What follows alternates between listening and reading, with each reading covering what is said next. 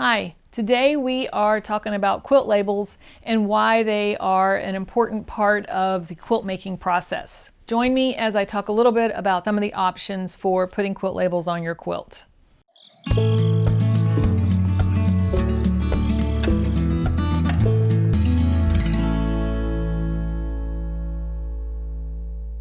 I think quilt labels are an important part of the quilt making process because they document who made the quilt, when it was made, and where it was made. And this was something that hit home for me personally when I started looking at this old quilt that my mom had given me from a family member when I was much younger.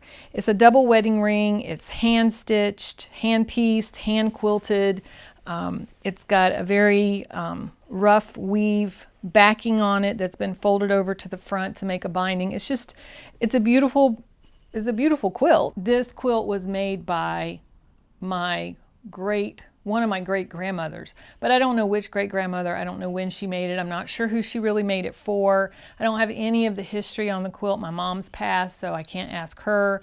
So it just seems a shame that this is kind of one of the few family heirloom type things that I have for my family and the history of my family, and I don't know who made it, and I don't know how old it is. So that's kind of one of the reasons why I think quilt labels are really important. If this quilt had a label on it, I would know so much more about the history of my family and who in my family before me was a quilter. I don't even know. I don't even have any of those details.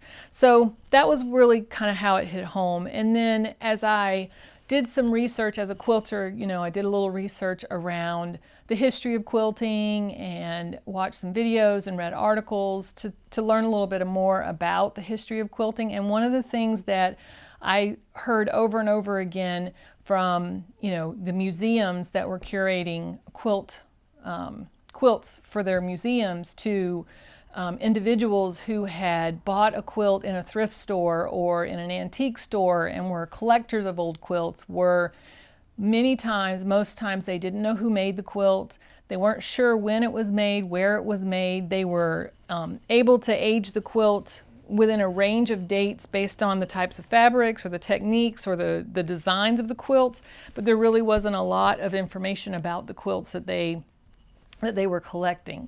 So when you hear me in some of my videos, I will bring up the need for quilt labels. So you'll hear that often, and that's just kind of why I think it's an important part. Now, beyond the importance of the quilt labels, there is the element of adding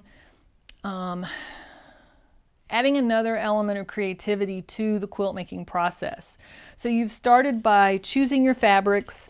You have decided on what your quilt pattern is going to be. You've gone through the process of all the labor of making the quilt. You're gifting the quilt a lot of times to someone. And the quilt label is that final piece of that process that you can be creative with what you include on the quilt label. You can decide how big it's going to be, where it's going to be positioned, how you're going to, it's just another element to that process. There are so many options when you're doing quilt labels that there's no end to the way you can do it. You can be as subtle as you want to be. You can be as bold as you want to be with those labels. So let's talk a little bit about some of the options for how to put a label or what types of labels that you can put on the back of your quilts. So I'll give you an example of one option would be to use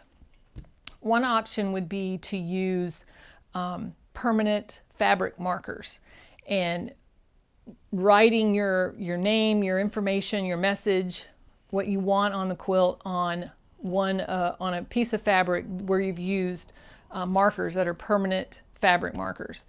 And the positive side of that is creativity. You can be as creative as you want. You can add pictures and doodles, and you can put quotes in there. You can put as much or as little information, make it as big or as small. There's just a lot of versatility to using the fabric markers, especially if you're a creative person and draw well, or you kind of have those kind of skills. Plus, it gives the recipient a personalized label with actual handwriting on it. So they're getting Grandma's handwriting. They're getting Aunt Susie's handwriting on the quilt label. So that is a good option. However, this is a quilt that I picked up in a thrift store several years ago, and it had a label on it. And that was the first thing I looked at when I saw this $7.99 quilt in the thrift store. Was there a label so that I would know how old it was, who made it, that kind of thing. And there is a label. So in this case, they have taken the time to put a label on it, but as you can see, there's no visible label anymore. It's been washed and dried enough times that whatever was on this particular piece of fabric has totally washed away. There's not even there's no visibility of any kind of message on the quilt. So that's one reason why I don't use the permanent, what's supposed to be considered permanent fabric markers, because I don't feel like they're really permanent, especially if it's going to be on a quilt that's going to be washed, laundered often. So that is one option though, and it does give you the creativity of putting what you want on the label. Another option for quilt labels is to purchase quilt labels. I know Kimberly Jolly of Fat Quarter Shop talks a lot about a subscription to, I believe it's Sweetwater, where she gets quilt labels each month, and they're always a little different, and they have her name on them. Those are pre-printed quilt labels, and those are a great option. The downside of those are you don't have any creativity. You get what they put on the label with the design that they give you, but they're permanent, and you can sew those labels into the backing. Kimberly Jolly is known for her pieced backings, and one of the things she likes to do is to sew that label in as a piece of the block of a pieced back. That way it can't be removed from the quilt should the quilt be stolen. So that's another option to purchase your labels from another source and use them in your quilts. So another option, and this is the one that's near and dear to me, it's the way that I typically add labels to my quilts, and that is embroidered labels. And I have a single needle embroidery machine, and have, since having that machine, have now a 15 needle embroidery machine, and those machines give me the opportunity to create labels in any kind of label that I want to use, any kind of border, not border name, and I'll show you some examples. I'm working on some sample labels to photograph for a website that we're putting together, where I will be selling quilt labels, customizable quilt labels. So I'll show you some of the samples that I have stitched out in order to take photographs for that website. So let's talk a little bit more about embroidered quilt labels, since that's kind of the ones I'm most familiar with. So when you're doing embroidered quilt labels, there is unlimited options.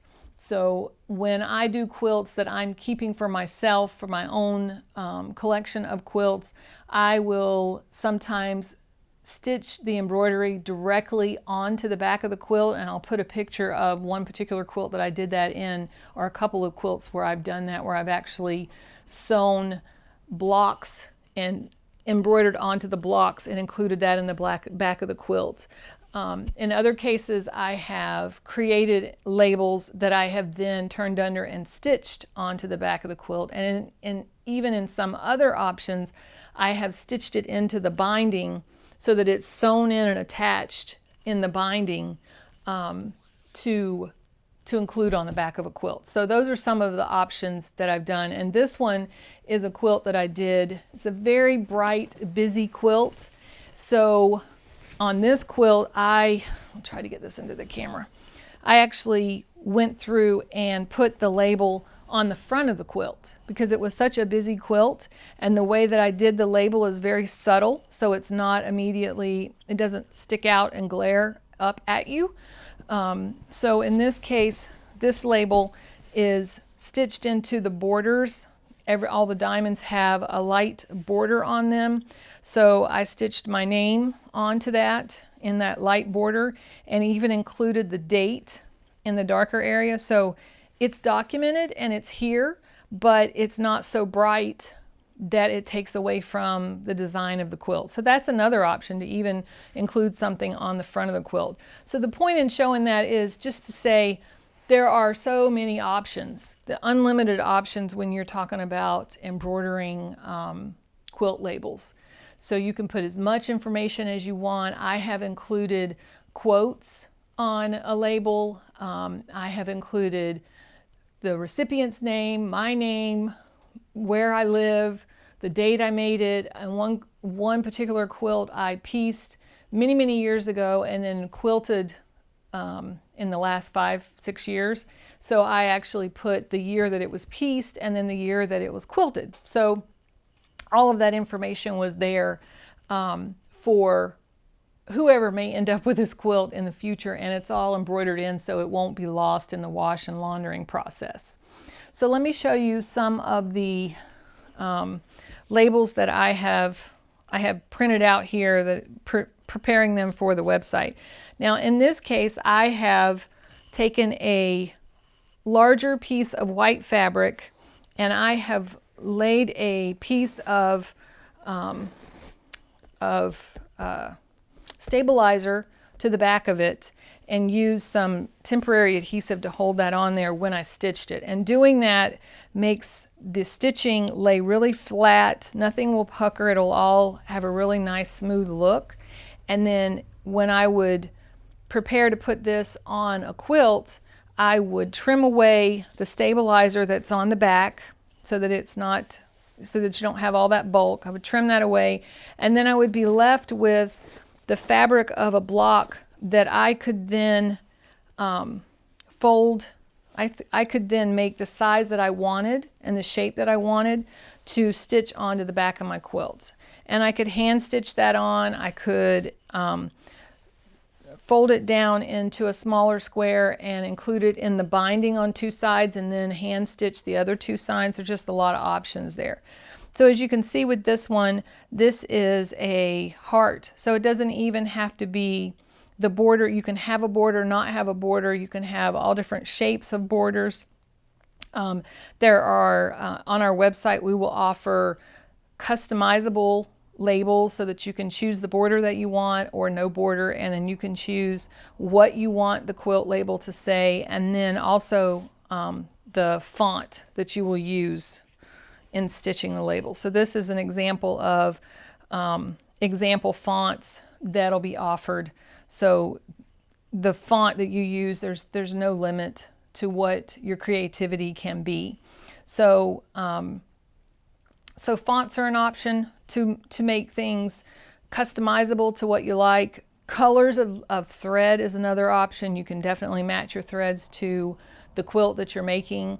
The fabric that the quilt is printed on, these are printed on white cotton because I wanted the stitching to show up for the photographs, but we can use, you know, any fabric can be used. It can be a coordinating fabric from the quilt itself, can be used to stitch the quilt. So fonts are an option. Borders are an option. So here we have a heart. Here we have 6 lines. There's 6 lines in this one. There's just 3 in this one. There's more information. There's a quote on this one, so there's more information there. A different kind of border. Another option is no traditional border on the quilt, but a swirl, I guess you would call that a swirl, is included on this one. And we have, I also stitched out, you know, several different options for that kind of label. So there's those kinds of options. And ovals, again, different colors. You can play with the colors on that.